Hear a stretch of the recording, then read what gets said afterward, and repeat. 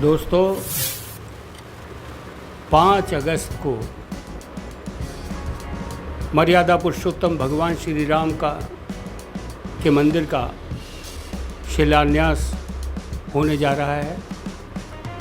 मर्यादा पुरुषोत्तम भगवान राम भारत के संस्कृति पुरुष हैं। उनको संस्कृति पुरुष क्यों माना जाता है? क्योंकि वो मर्यादा पुरुषोत्तम थे, पुरुषों में उत्तम, और जीवन में मर्यादा का पालन उनके जीवन में रहा। कुछ भाव पुष्प कविता के माध्यम से उनके पावन चरणों में निवेदन करता हूँ।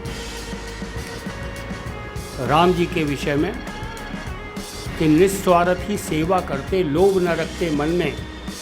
निस्वार्थ ही सेवा करते, लोभ न रखते मन में। व्यापक जिनका है चरित्र, जो त्यागी हैं जीवन में। लोभ मोह भी जिनको पथ से कभी डिगा ना पाते। कभी नहीं जो दुर्बल हो कर्तव्यों को बिसराते। उन युग पुरुषों पर प्रभाव ना हर्ष शोक का पड़ता। केवल उनके चिंतन से ही दूर भागती जड़ता। इसीलिए तो राम कीर्ति गाई जाती घर घर में। व्यापक जिसका है प्रकाश अब तक अवनि अमर में। जब भी पाप पंख में डूबा करता है जग सारा। जब भी पाप पंख में डूबा करता है जग सारा। जब भी मन में तब से फैला करता है अंधियारा। जब जब खंडित हो जाते आदर्श सभी के सारे। और सत्पुरुष बेकसूर धक्के खाते बेचारे। औचित्य सभी सद्ग्रंथों का जब झुठलाया जाता। तथा न्याय वेदी पर जब सच ठुकराया जाता। शासन जब करके बदले सज्जन का खून बहाता। कायर जब अपने बल को अबला पर अजमाता। प्रक्रिया हित करने वाली असुर कोई जब रोके।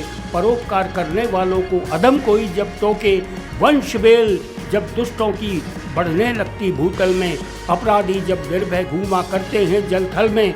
कि दुष्कर्मों के भार वहन में जब जब वसुधाहारी। तब दूर कहीं बैठा रोता है चक्र सुदर्शनधारी। दुष्कर्मों के भार वहन में जब जब वसुधाहारी। तब दूर कहीं बैठा रोता है चक्र सुदर्शनधारी।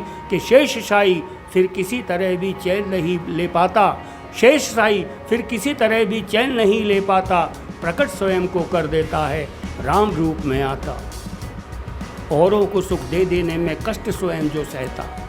औरों को सुख दे देने में कष्ट स्वयं जो सहता।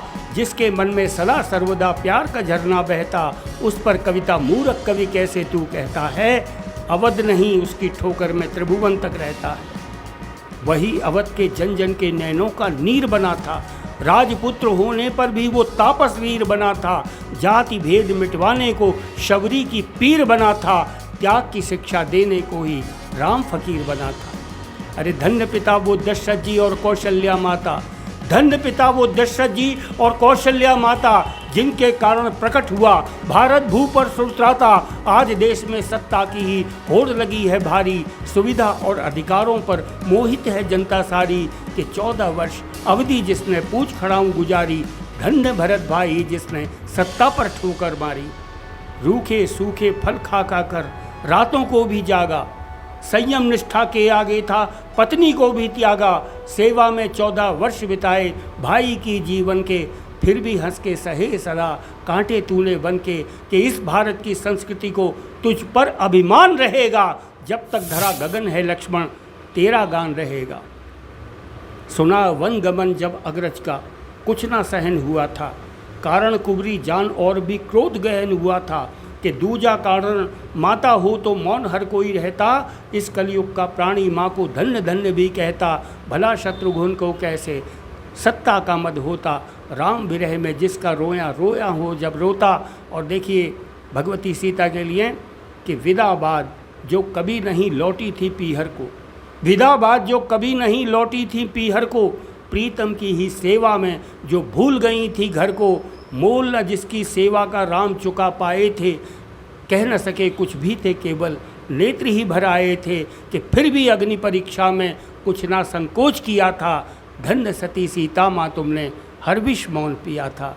धन्य सती सीता माँ तुमने हर विष मौन पिया था। धन्य सती सीता माँ तुमने हर विष मौन पिया था।